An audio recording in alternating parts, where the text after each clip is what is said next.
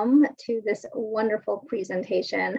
My name is Sonali Gunawardena, and I am Chief Counsel for FDA and Regulatory at McKesson Corporation. And I have the pleasure of introducing Bakul Patel, who I've known for years and years, and he's great. You guys are going to be in for such a treat today. So I'm going to go ahead and read a little bit of his bio. Bakul is the Chief Digital Health Officer for the Digital Health Center of Excellence at the Food and Drug Administration.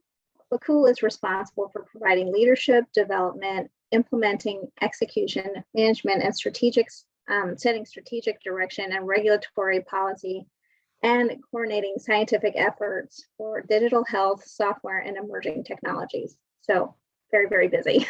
I don't know if I can get all those words out.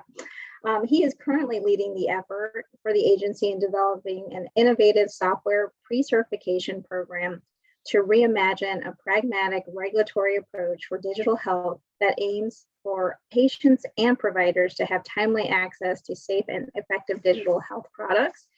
He's had a very long and distinguished career before he came to the agency. He earned his MS in Electronic Systems Engineering from the University of Regina in Canada, and his MBA in International Business from the Johns Hopkins University. And with that, I'm going to turn it over to Bakul, who is going to give you a very informative presentation today. Thanks, Sonali. Thank you for those kind words, and thank you for having me, everybody. So when Nancy and Deb and Sonali approached me and said, share something that you could tell people from various walks of life who may not be like living and breathing digital health like I have been. So I put this title and saying, really, what's the big deal about this digital health? And isn't health all going to be normal and digitized in this electronic world? So I wanted to sort of lay that as a backdrop, but let me just share with you sort of how I'm going to walk through some of this, right? So just like about the transition of how we got here, what I think about what is digital health, where this digital health potential sort of lies, and then sort of the challenges for FDA and regulated companies, how they can sort of take some of this excitement and move forward. I'm also going to share a little bit about sort of where we are at the Digital Health Center of Excellence and share some intents of what we are doing. With that in mind, I just want to share this particular graph. It's actually a really old graph, but and most people may have heard about Moore's law, which basically in a nutshell says the size of computational power will double every 18 months, and the size on which those circuits lie will reduce every 18 months by half. So double the computation power and half in the size. So you can imagine sort of this exponential growth that can happen. As you can see from this graph on the very top part, right? So this is our trajectory. Our trajectory has been as we've been accelerating pace of change for many, many, many years. And it took us 8,000 years from industrial to get to industrial revolution.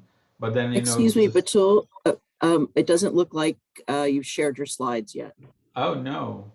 Oh, so sorry. Let me try that again.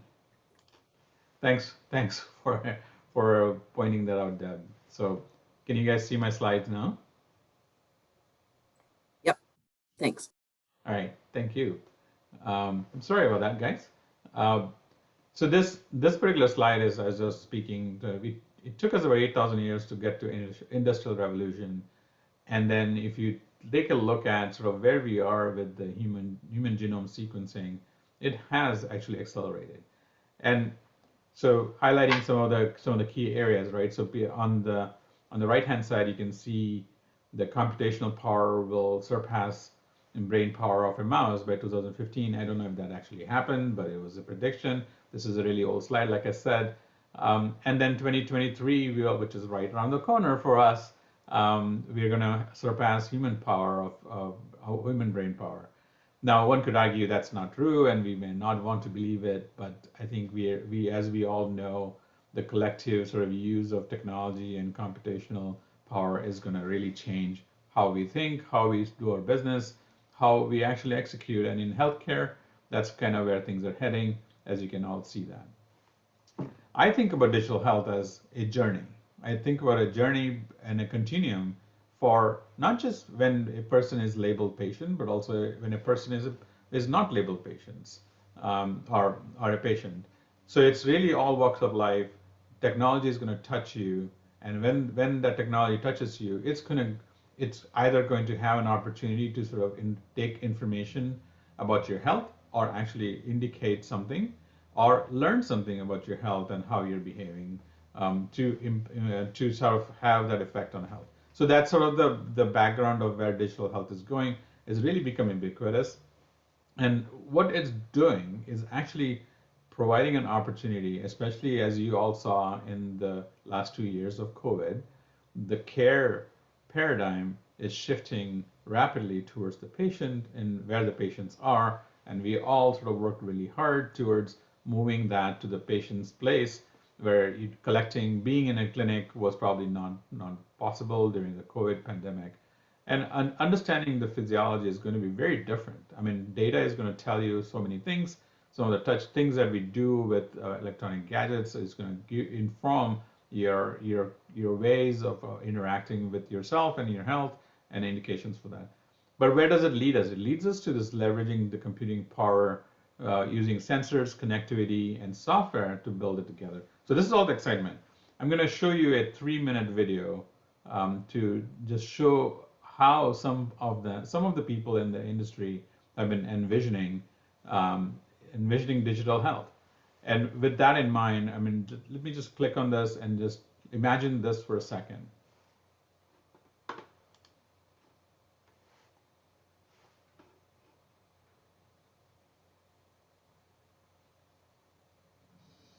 This is Maria and her partner, Ruben.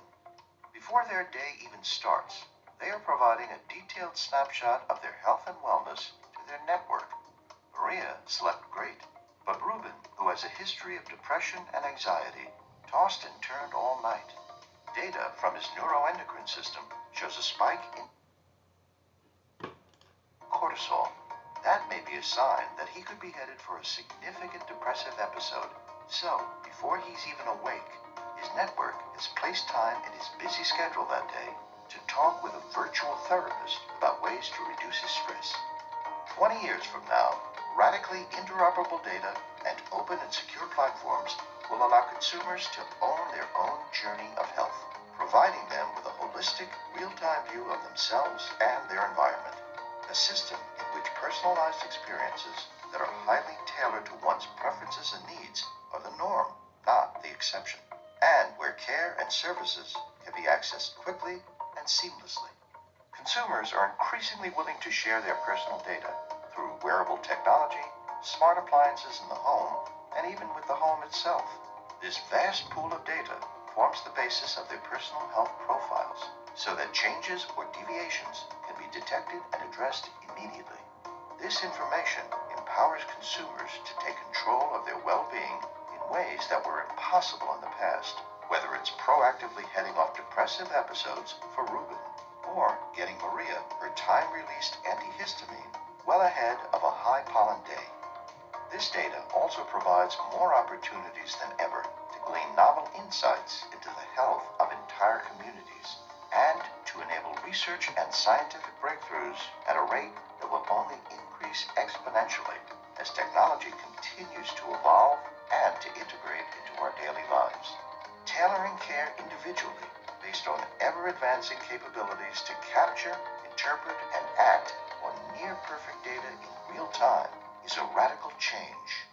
This change will require a complete rebuild of today's healthcare system and the collaboration of several actors, some old and many new. Those with deep roots in care delivery must ask themselves how they can use data and technology to transform what well-being and care delivery means. Players in the health ecosystem will include non-traditional ones. For example, those focused on the data platforms and tools that enable this new model of health. And regulators, financiers, and intermediaries will all play a new role in this new vision. So you saw what people are imagining. I also wanted to bring us back to FDA and talk about, how can this actually provide consumers with valuable information of health. But on the flip side, we have this question: what qualifies as a digital health product, and when would that be regulated? What should that regulation look like, and so on and so forth. So there's so many questions people are asking, and that's one of the things that we've been working on at CDRH. Having said that, our policies were always had this North Star, right? We want to enhance patient access to high quality digital health products, maintain reasonable assurance of safety and effectiveness. We want manufacturers, which to use the power of rapidly improving their products, especially software products with minor changes, and be least burdensome. But this foundational question about what is the focus of FDA's oversight, what is not a device, and what is considered to be under enforcement discretion, which we started off on this journey when we published the Mobile Medical Apps Guidance in 2014. Here are some examples of what we have said already. I won't read this entire slide, but it sort of gives you an idea of there's the risk profile of products are really a continuum, and we did our best from CDRH perspective to sort of define very clearly ahead of time where things we are going to focus on. And when we focus on them, we wanted to sort of think about it in a very different way. One of the concepts that sort of emerged out of this world is we couldn't wait for many years to pass to publish a guidance in our thinking, etc. This was an area where FDA really understood that we have to provide ongoing clarity. As you can see, even on the Digital Health Center of Excellence website, you can see many guidances have been published and they have been updated over time. And it's important for us to sort of stay current. And that currency is going to require for regulators to start thinking about how do we sort of keep this information current? How do you continuously evolve and stay sharp on which products we want to regulate, which products we don't want to regulate, especially when products are iterating and improving and becoming a medical device when they were not a medical device at one point in time.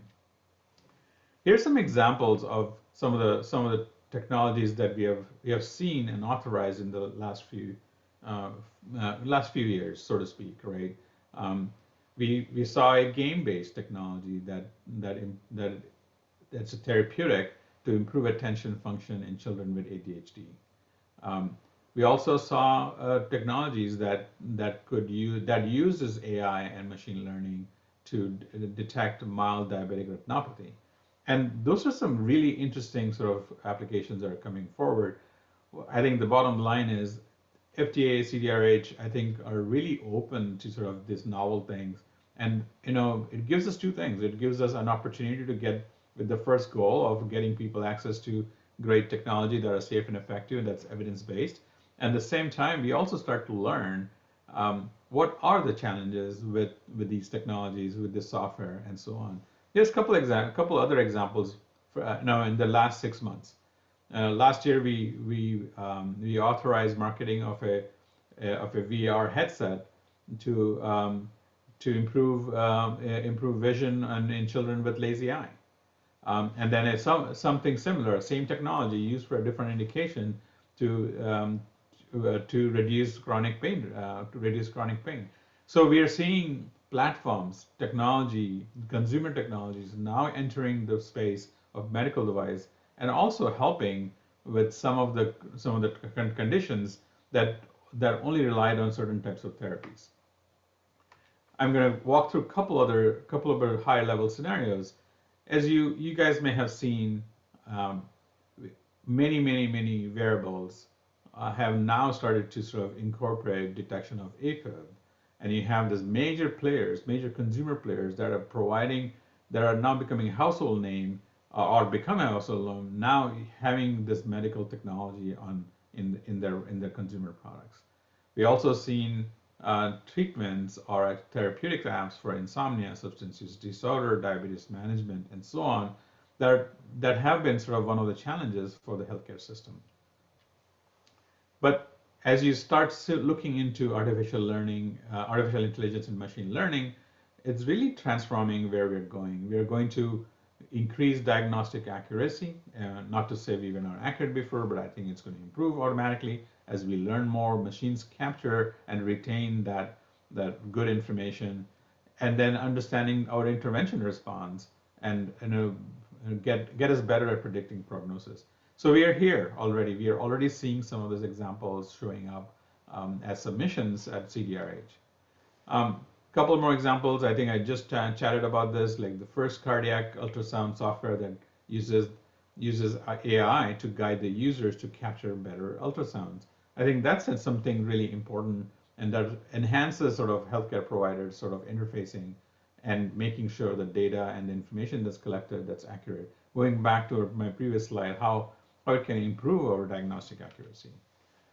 But not all technologies, like in every walk of life, is what we want to regulate. I think I categorize these 5 different areas. The technology or software can itself become a medical device. It is either in a medical device, as we know, software is becoming in pretty much 99.9% integrated in every medical device that's been, or a medical product that's been sort of regulated by FDA. We are also seeing the technology used in the manufacturing processes. And along with that comes some advantages and some issues that need to be resolved. And then clinical trials is a really interesting area that sort of, from the last 2 years of the pandemic, we learned that use of their digital health technologies in clinical trials is something that is really promising. Of course, doesn't come with everything rosy. It comes with some challenges. We put out a guidance late last year to talk about that. In fact, we had a webinar on that topic just a couple days ago. And the last is this new novel combination adjunct digital therapeutics along with digital diagnostics with traditional medical devices or medical products also emerging. So what's the challenge with all of this? The challenge is this. In software and digital health or wearables or any technology that's evolving faster, the product development timeline is not the same. I mean, if you were to take sort of how long it takes to develop and design and develop a drug and trial it, compare that to medical devices are much faster. And then when you start layering on top of that, how digital technologies or software that evolves pretty much every week or every day, how will that sort of be handled by FDA? So those are some of the things that we look at. And top of it, it's not just about creating new product, we're also iterating and getting better over time. Is something that we had not sort of encountered in a very long time. The opportunities to collect post-market data, which leads to this concept of real-world evidence and real-world performance information, incorporating that into learnings, into the next set of claims, or in getting better refinement in the claims, is going to be something that we want to take advantage of, and I think most people want to take advantage of. And then last but not the least, most often FDA sort of view on this is, imagine the number of sort of solutions, software solutions that are being generated, and if they all were regulated by FDA, we would probably have a problem of volume at CDRH. I think we also, just like exponential rise in terms of how products are being developed, and number of people developing these products, we feel like we probably need to think about a different paradigm that sort of balances our touch, our review, at the same time providing safety and effectiveness assurance on this program. With that in mind, we ended up sort of exploring this pre-certification program, where we not only want to sort of make sure that the products are safe when they enter the market, but in addition to that, we were saying, can we move to a more of a continuous way of oversight that enables trust? And while we take advantage of all the information that could be potentially possible for FDA to sort of learn from, to assure safety and effectiveness. So this program is, while still being worked upon at the very tail end, we have been learning a lot, and I think we can chat more about that. But we are at the point where we are saying that in our current authorities, we can't really create something like this. This program is still something that we would want to sort of make sure that exists. However, we probably would not be able to execute and create this program within our current authorities today. Having said that, I'm going to switch quickly over to sort of the work that we have been doing uh, in machine learning and AI/ML. I'm sure this is a hot topic for folks. We put out an action plan, a 5-step action plan that touches upon bias and health equity and transparency. As you probably saw, a lot of work being done. Last year we had a workshop. We put out our documents around what we intend to do with AI and machine learning.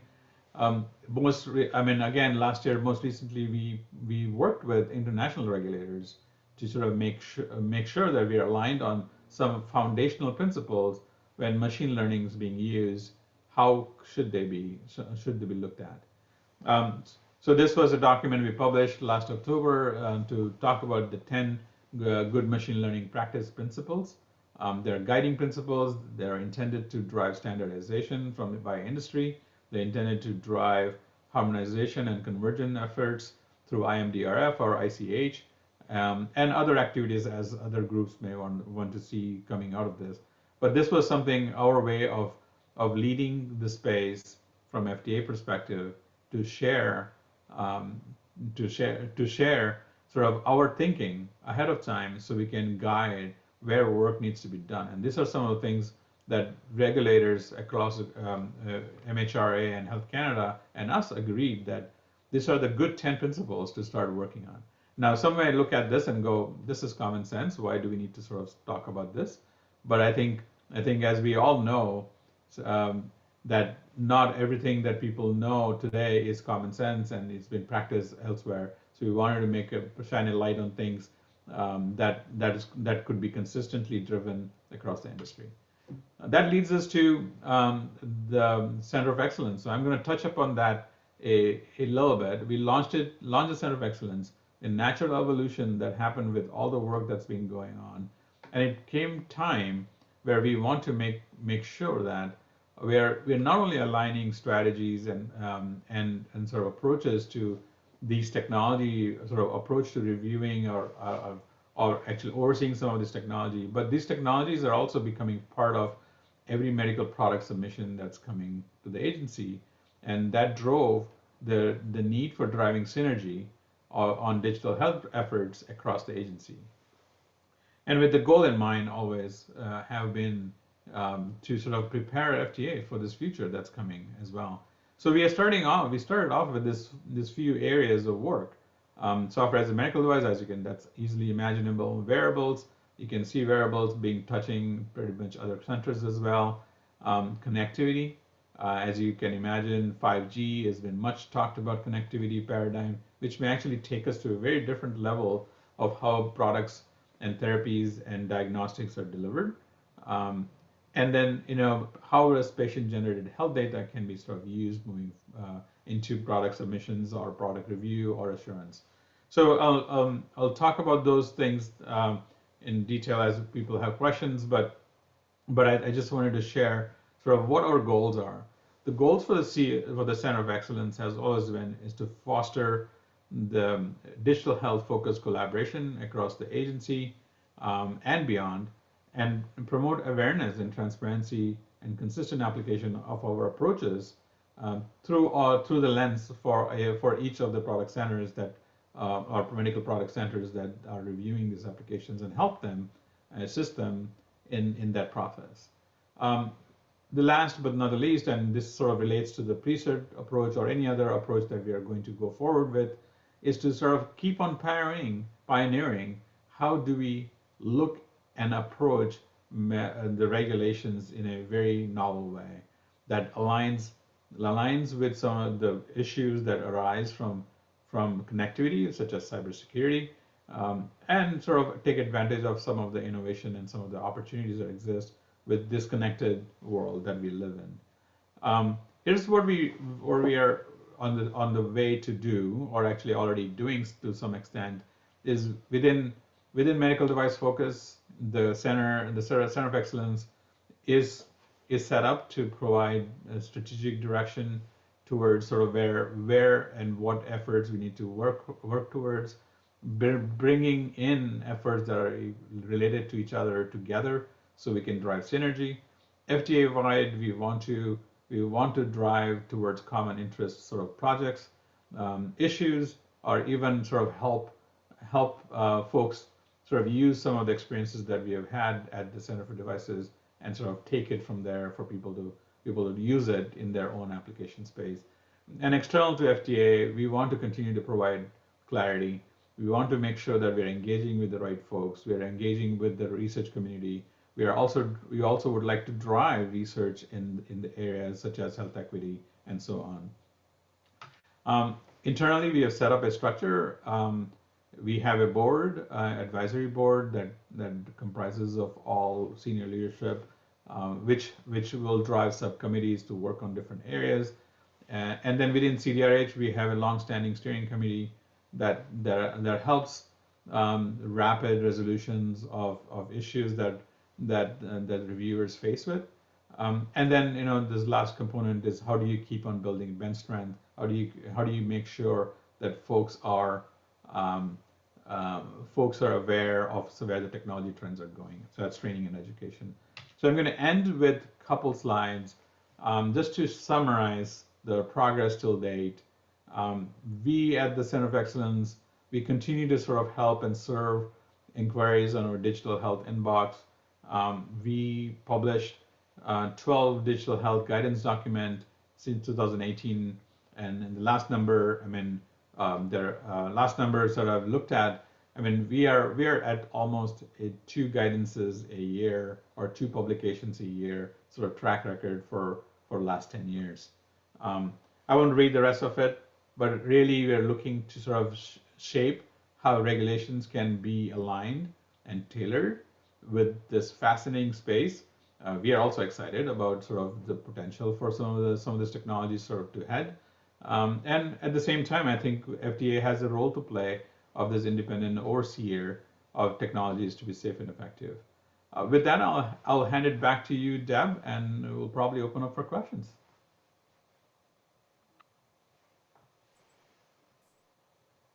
Great, thank you. That was great. That was really interesting. We do have some questions, and I have some questions too. And I encourage other people to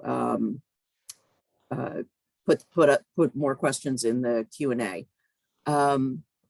One of some of the questions that we got, and one of my questions, goes around the issue of privacy, which obviously is, a very important aspect of all of these digital therapies. So where does a patient privacy fit into the regulatory framework that you're developing? Yeah, so as you know better than me, privacy is part of Office of Civil Rights' purview. But we do look at privacy and data integrity as a safety sort of aspect from an FDA perspective, especially in the device world, right? So if you think about it from that angle. So a lot of these products, some of them when regulated, we look at privacy and security from the safety angle of how it could potentially harm or miss a diagnosing for a patient. So will you set standards? You might ask for a risk analysis of where their privacy issues might come in, and what are the potential risks associated with that in terms of safety. But do you set any standards for that, or is that really outside the purview of CDRH? It is outside the purview of CDRH, right? I think it's really the standard is the OCR standard, the Office of Civil Rights standard on HIPAA, and I think that's, and FTC also sort of looks at privacy and security as one of the actions that they sort of are worried about. So I think there's multiple agencies who set standards, but we are from a very safety and effectiveness perspective, like will privacy or lack of privacy could cause safety issues, or lack of integrity or data integrity could cause safety issues. Okay, I'm going to turn to another question. Can you elaborate on the collaborative community? All right, that's a very broad question, but we'll try.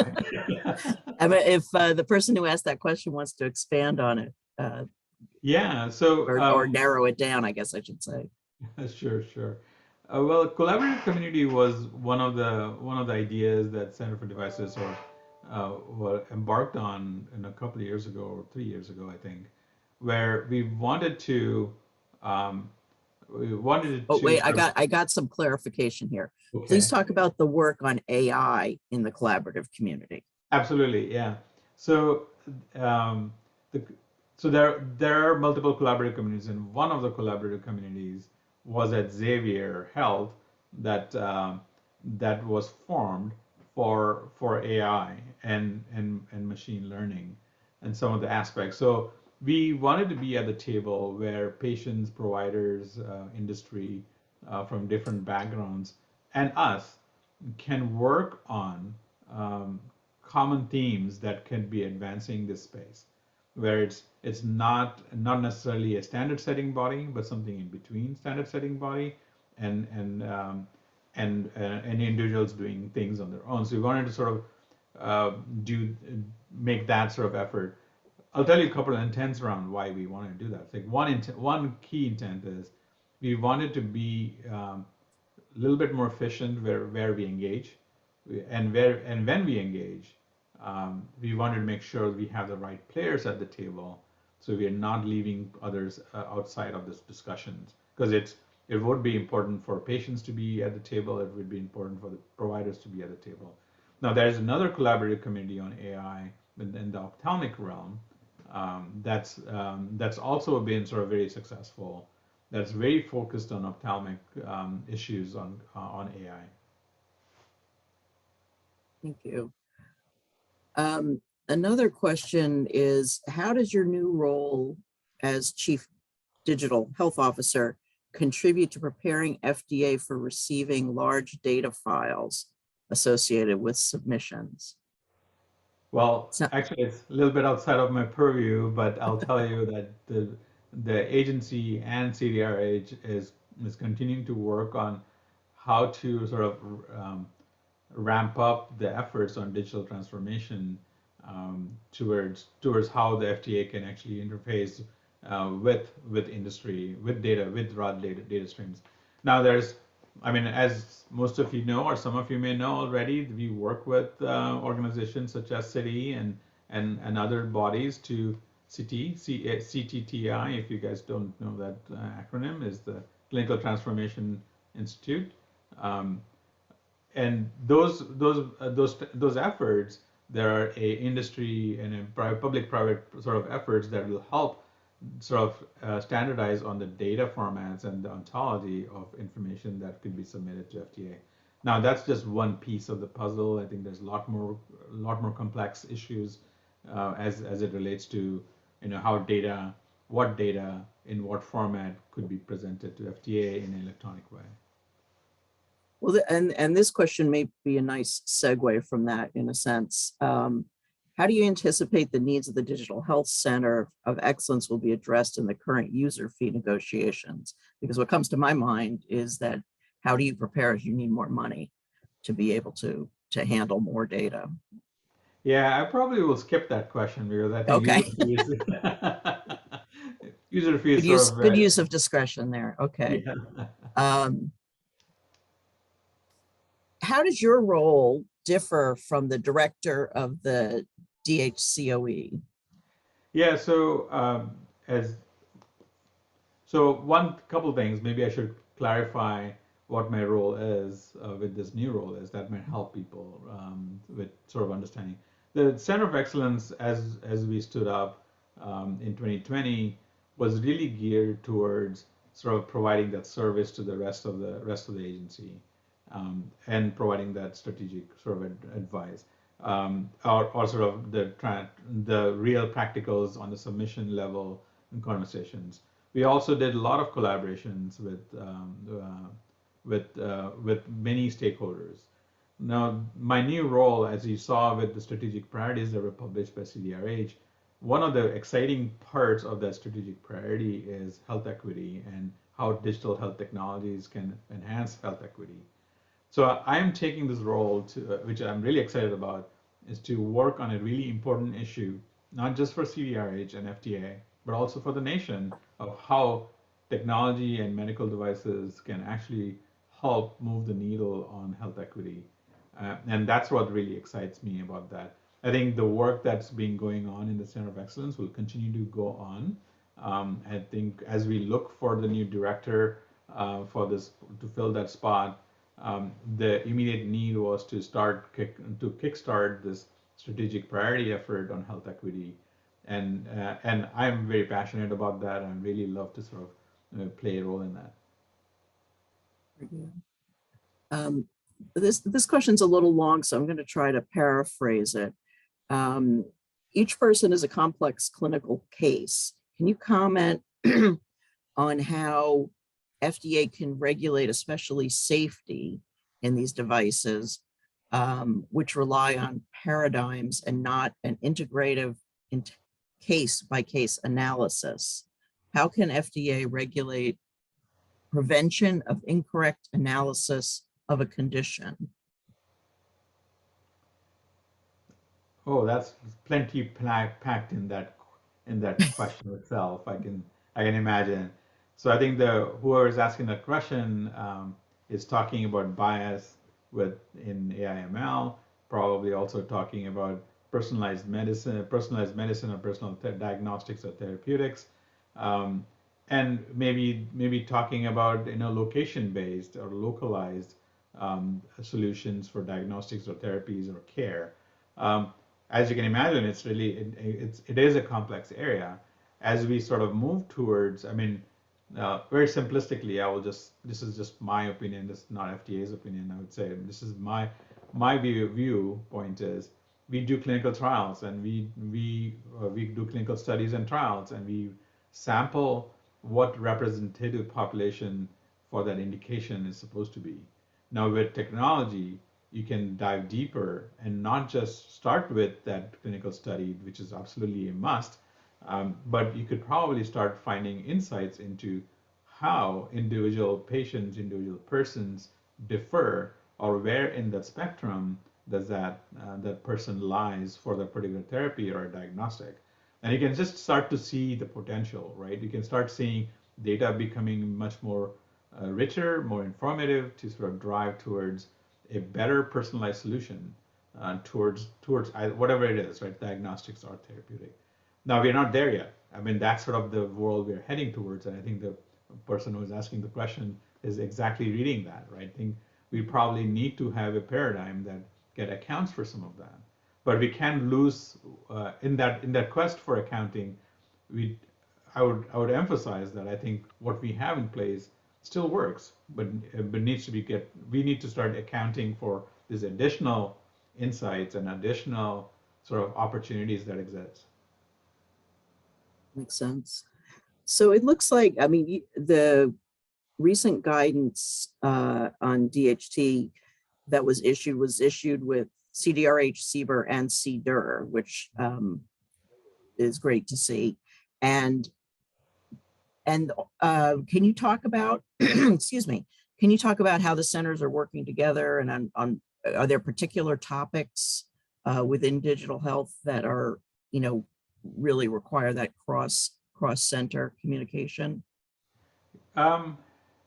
That's exact. I mean, that was the whole point of the Center of Excellence, is to work on common interest areas.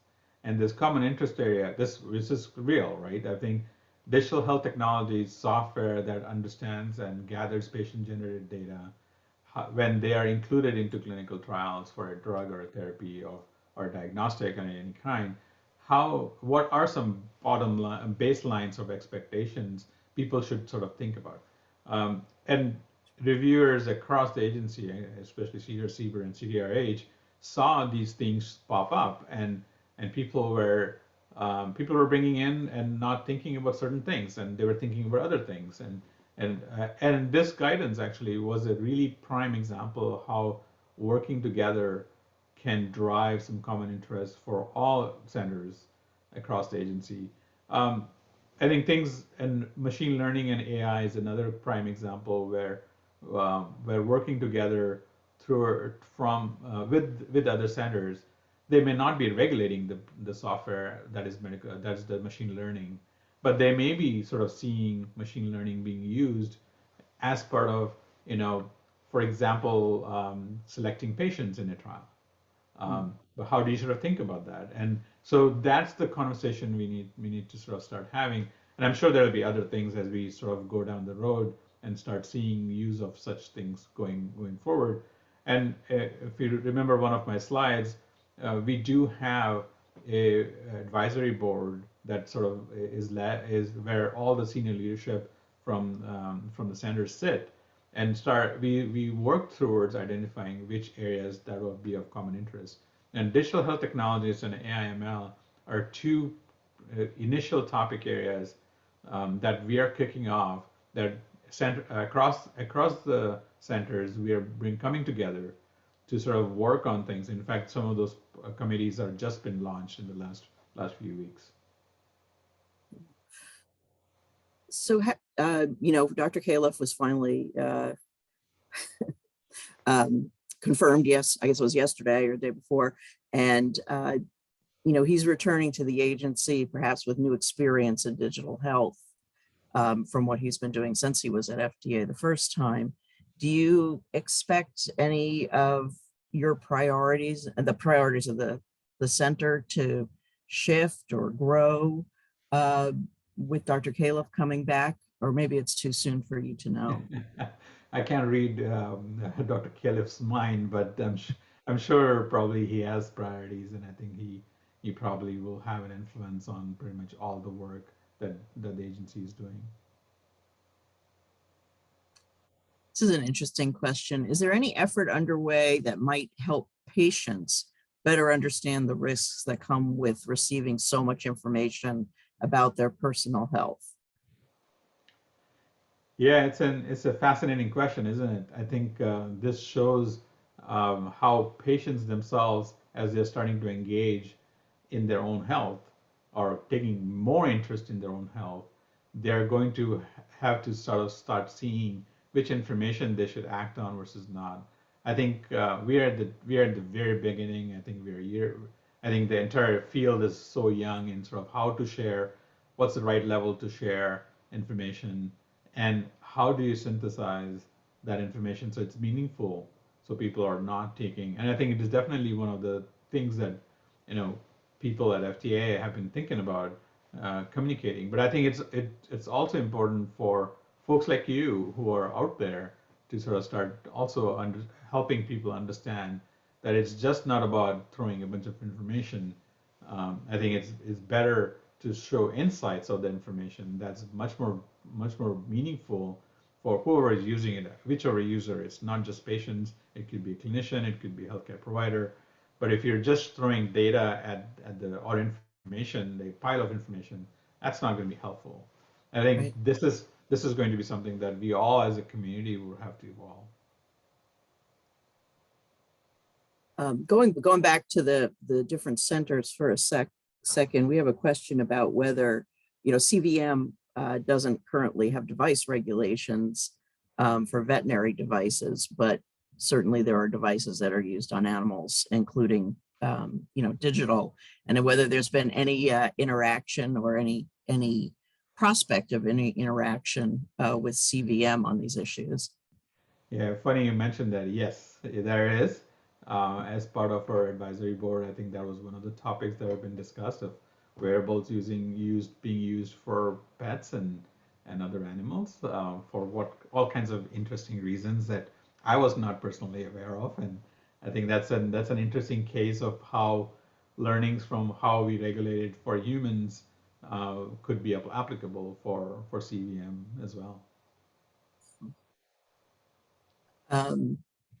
Can you comment on FDA's regulatory approach to digital decentralized clinical trials, which of course is a hot topic, I know in CEDAR, which is where I spend my time, but I think everywhere now.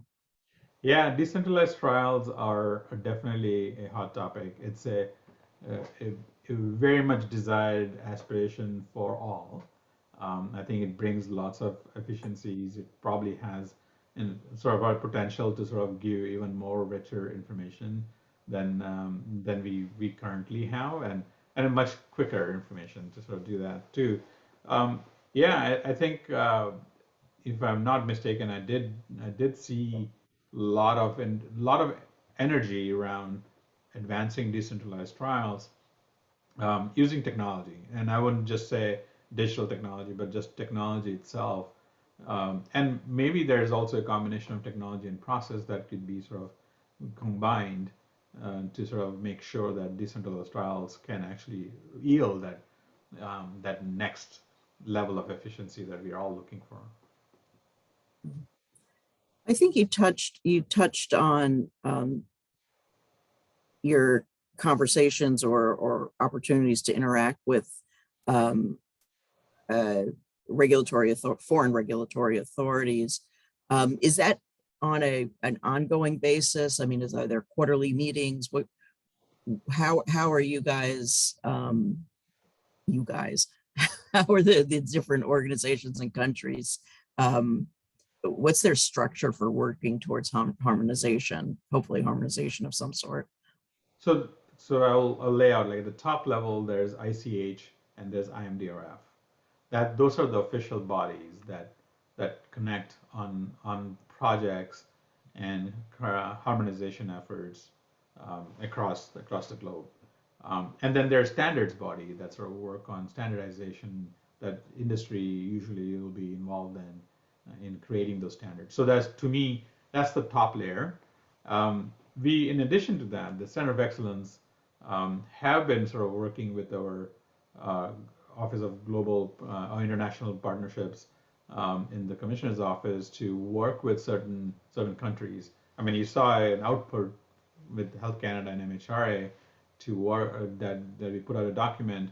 And there's more after that document was published. I think we are in the process of setting up something on a more regular cadence with a couple other countries. I can't name those names at this moment, but I'll tell you there's a lot more interest. We are putting a structure in place to sort of, if nothing else, talk informally about common challenges, common issues, common ideas that can help inform each other without actually becoming a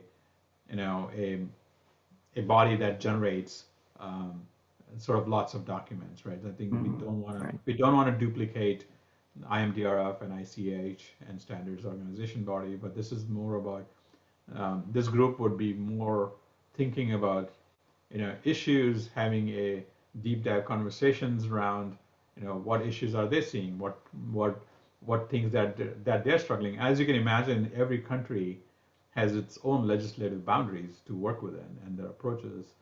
And MHR is in a unique situation where they're forming all that stuff from ground up after leaving the EU, and other parts of the European Union are also like trying to figure out what their current regulatory sort of boundaries are going to be with the MDRs and the AI regulations that are going on in EU in the Commission. Yeah, so yes, those harmonization bodies stay. We are trying to come up with like a, in a very small informal level exchanging of ideas that will help us understand which topics should be proposed to the larger bodies. I have a follow-up question to the question about how, dealing with basically too much information or helping patients and consumers deal with the information. And is there any forum or committee or other mechanism at FDA that allows external stakeholders to help develop educational resources for patients on these topics? I mean, I imagine that there are some that the industry does because they don't want their patients to use their their devices in a way that is going to be harmful to them. But Yeah. is there such a thing at FDA on this topic? I don't know. I think that it is done, something like that is done in an individual sort of office or a program level. Like Patients of Science Engagement does it, Office of Women's Health does it, Right. etc. but I don't think there is like one thing, and I don't even know it makes sense to do like one broad thing that covers everything under the Yeah. sun. I think it's good to sort of think about, and maybe this should be rethought, but I think it's good to think about topic specific issues that can drive better sort of amplification as opposed to like a generic thing. As you can imagine, Mhm. it becomes really It's hard. almost like part of part of the instructions for use should be, uh, you know, focused on that maybe. Yeah. And then I think this is our last question. Is there a group at FDA or a collaborative community looking specifically at artificial intelligence, machine learning in safety surveillance and pharmacovigilance? Um, Off the top of my head, I cannot. Um, I want to say there is, but I don't know where it is. So, so I'll be honest and say that yes, I've heard about it, but I don't really can put a finger on it and say yes, there's people talking about it. But yes, there is actually lots of discussions around this, and this is one of the reasons why under the Center of Excellence we want to bring the community together or thinking, doing on machine learning and AI to sort of help some of these approaches for either it's pharmacovigilance or either it's safety signal or other things. Well, maybe I'm getting a lot of comments here. I don't know if you get to see them about what a great, how great the session has been. So I want to make sure you see those or hear them. I'll just close it with one last question. What do you think the biggest challenges for the center are going forward in trying to, have an active role in the development and regulation of these kinds of devices? Yeah, I think I touched upon some, right? I think since this is a really fast moving field, Hmm. um, I think one of the challenges is going to be how do we stay current, um, and how do we partner with folks like you to stay current because you guys are also eyes and ears and you see like a lot of stuff in the industry. And two, I think how do we sort of take that knowledge and turn that into something that people can use? So it's like that mechanism. And the second part is we know we need a very nimble regulatory system because what we have today has its challenges um, and some limitations. And they're good, like they were good for products that were built like 50 years ago and it's sustained. I mean, those principles are valid, but I think the mechanisms that allow FDA to sort of be nimble about how to tailor it approaches and scale them. I think that needs to be revisited. I think as we start moving forward, there's going to be a lot more need for this. We've got that's great. Thank you. We've gotten a couple of questions about whether we can share your slides or whether you are willing to share your slides. Yeah. Okay, so we'll figure out how to do that. Thank you so much. This has been really interesting, and I can tell by the number of participants and the fact that they all stayed through the whole thing. What a really interesting and insightful session this has been. Thank you so much for taking the time to join us. We really appreciate it. It's been very valuable. It's my pleasure, and I'm happy to do this. And thank you for having me. You. All right. Thanks, everybody. You'll see some announcements probably in a few weeks about a couple of other sessions that are coming up in the spring, and they'll be Bakul has given us a hard act to follow, so hopefully those will be up to the task. I think they will. Thanks. Bye.